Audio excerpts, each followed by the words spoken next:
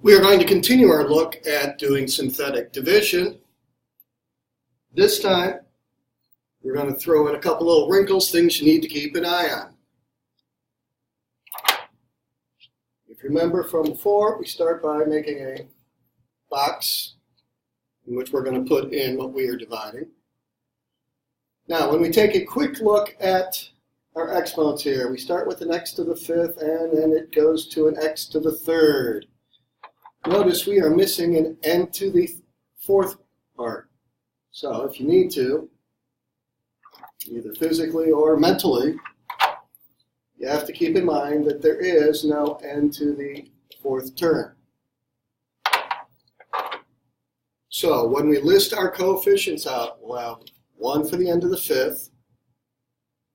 There's going to be a 0 for the end of the fourth. Minus 55 for the end of the third. Minus 72 for the n squared. 6 for the n. And negative 54 for the constant.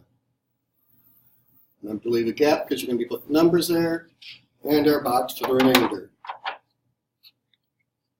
Remember, in the box on the left, we need to put in what makes what we are dividing by equal 0.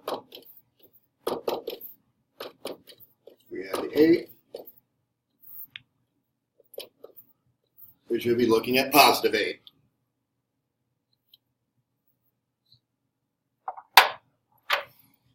Operation is the same as we did on the other ones.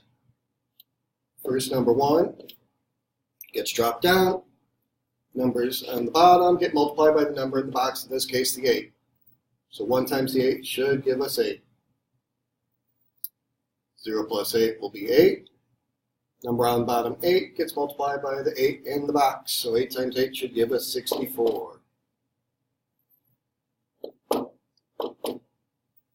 Negative 55 plus the 64 will give us 9. 9 is now on the bottom, gets multiplied by the 8 in the box. 9 times 8 will be a positive 72. Negative 72 plus 72 will give us 0. 0 times anything, let alone the 8, will be 0. 6 plus 0, or 6 minus 0, either way, it's going to give us 6.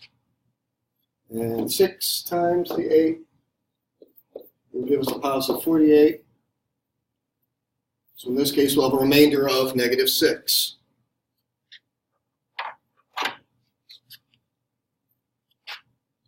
Since we started with an n to the fifth, the first number is going to be the leading coefficient on an n to the fourth term. Remember, you subtract 1 from the degree of what you are dividing.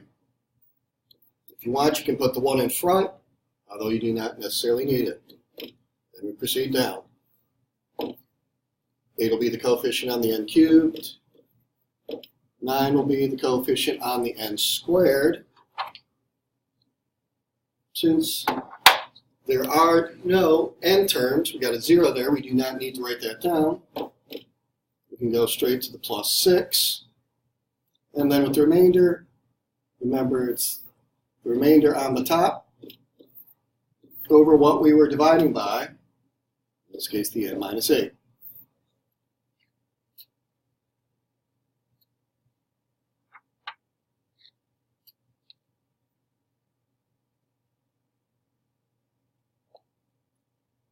For the next one,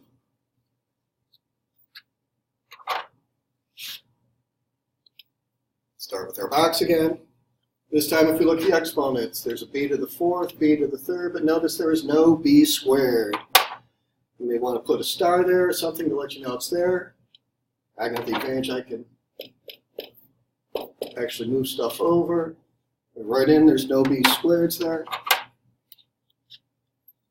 Then we have our coefficients. So we would have 5 for the b to the fourth, negative 1 for the b to the third, 0 for the b squared, minus 35 for the b, and 7 for the constant.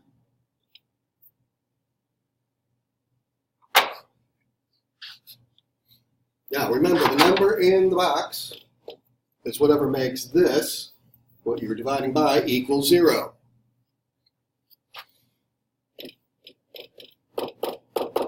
So this one's going to be a little different. we solve, we add the 1 to both sides. We divide by the 5. And we get 1/5. So this time we're actually going to have a fraction in the box where we're dividing.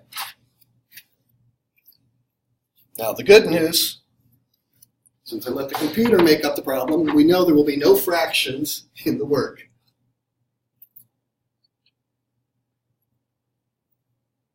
So if we follow procedure, first number drops down. So drop the 5 down. When we multiply 5 by 1/5, we should get a positive 1. Negative 1 plus 1 will give us 0, which is going to work out nice for us. Because 0 times anything, especially the 1/5, is still 0. 0 plus 0 is 0. 0 times a fifth is still 0. And minus 35 plus 0 should give us a minus 35. Finally have to do a little work again. Minus 35 times the 1/5. If you're not sure what to do, take the negative 35, divide by the 5. That's right, you should get negative 7. 7 minus 7 will give us 0. Now, for these, there is one more step. There's one catch. Since we got our 1/5 by dividing by 5, that means we need to take all of our answers here and divide each of them by 5.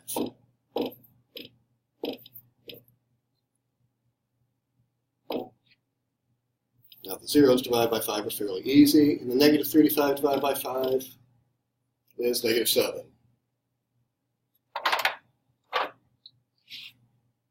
Since this one started as a b to the 4th, this is the coefficient on a b to the 3rd. Remember, you decrease by 1.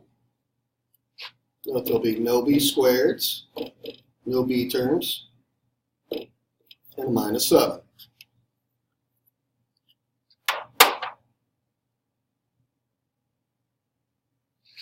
Part of the reason we need to divide by the 5 is if you think about what's happening, we take that b minus 1 that we were dividing by, we should be able to multiply by the b cubed minus 7 to get back to where we started. And not that I'm going to multiply the whole thing out, but if we check the first part of the foiling, 5b times b to the 3rd is 5b to the 4th. If we had not divided by the 5, we would have ended up with 25. I hope this helps. Good luck.